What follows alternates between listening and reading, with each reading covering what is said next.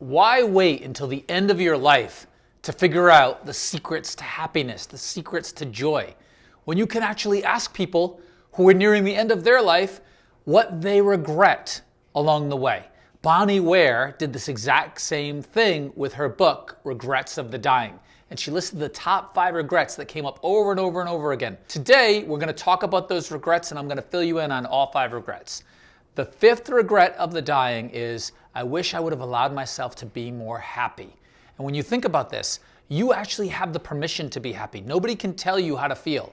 And I tell my clients this all the time when they say, this person makes me feel like this, or my job makes me feel like this. And sure, circumstances can influence your emotions, but you choose how you show up every day. Look at the people that you love.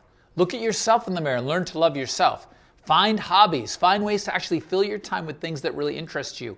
Because at the end of your life, you're never going to say, God, I wish I would have made an extra $100,000. You're going to wish you had spent more time being happy. So that's regret number 5. Regret number 4, I wish I had stayed in touch with my friends. Think about this. You need to make time for the people that you love. When you're always working, when you're always chaotic, when you're never checking in with people, you lose those relationships. Relationships are just like a garden. They need tending. You have to pull the weeds, you have to water them, and you want to keep people in that garden who serve you, who love you for who you are, who aren't your critics. But keep the people that mean something to you close because they're so hard to find. Regret number 3, I wish I had the courage to express my feelings. Think about that. That's all about not taking your shot because of fear, not telling somebody that you love them, not trying to get into a relationship with somebody who is very meaningful to you because you are afraid of rejection. Don't play it safe your whole life.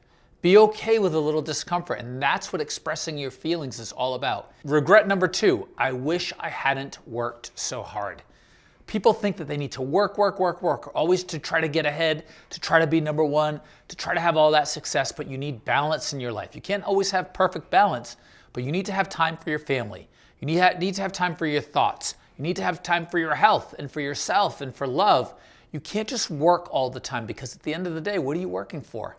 Are you working to just have a number in your bank account? Are you working to have a house that you don't even live in? You need to slow down and make sure that work is focused work, that you're focusing on the right things and not just working yourself into the ground. And regret number 1, I wish I had the courage to live a life true to myself and not the life others expected of me.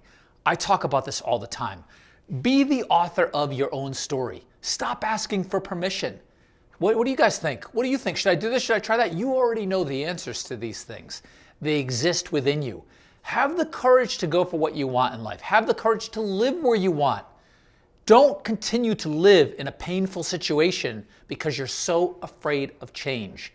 Fear is a killer. And when you're 85, fear is not going to be holding your hand telling you it's okay. Fear is going to cause all this destruction. And you want to make sure that you get fear out of the way early so that you can live your life the way that you want to live it. So when you look back, you don't have these regrets. I hope this video helped. Live your life as regret-free as possible. Be true, have courage, and don't let fear rule the day.